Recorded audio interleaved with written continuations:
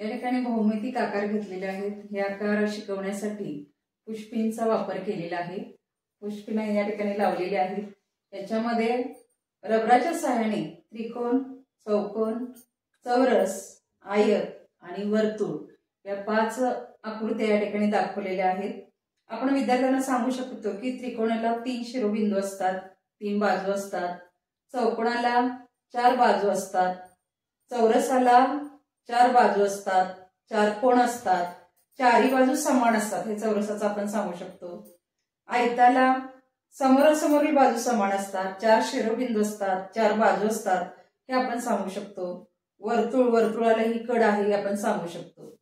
त्याचबरोबर विद्यार्थ्यांना आपण रबर देऊन या ठिकाणी तू चौकोन दाखव, त्रिकोण दाखव, आयत दाखव, चौरस दाखव किंवा वर्तुळ तयार कर, अशा पद्धतीने आपण कृतीयुक्त सुद्धा आपण त्यांच्याकडून तयार करून घेऊ शकतो।